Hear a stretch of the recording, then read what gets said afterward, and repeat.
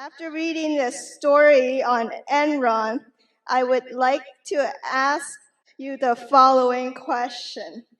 How does an entry-level employee in a large company find out if her employer operates with a long-term perspective and with honesty and integrity?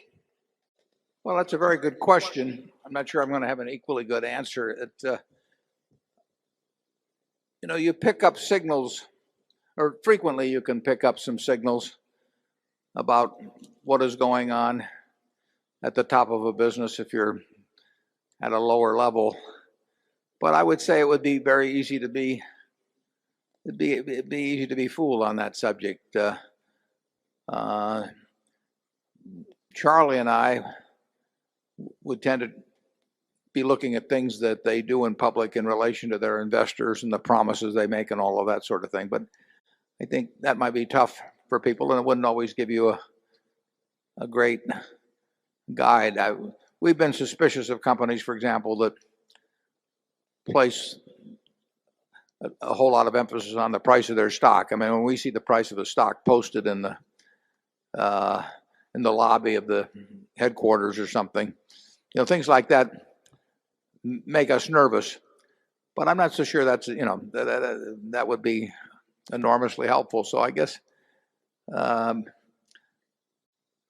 just have to sort of pick up from co-workers, publications, pronouncements of the leaders, the sort of culture that was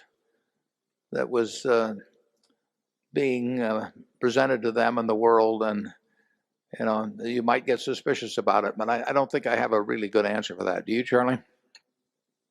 No, it's obviously easy when you've got a caricature of a person like Bernie Ebbers or Kenny Lay. I think it's easy to say that you've got almost a psychopath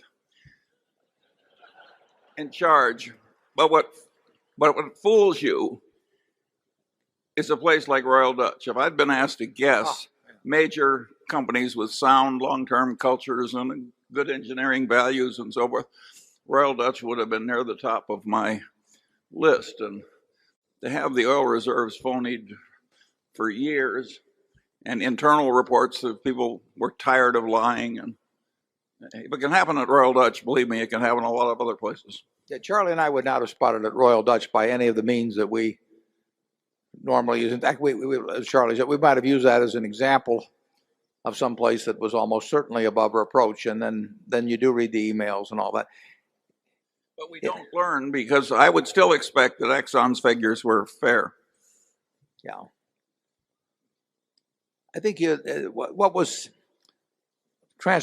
transpired in the 1990s, was this gradual, and later on not so gradual, embracing at the top of the feeling that anything goes. I'm not going to speculate as to the motives at the top of Shell, but there's so much going on where people saw the fellows, in most cases fellows, unfortunately, that were at their clubs, that they saw in at other corporate meetings or respected business leaders. They saw just one after another that were really cutting corners in one way or another.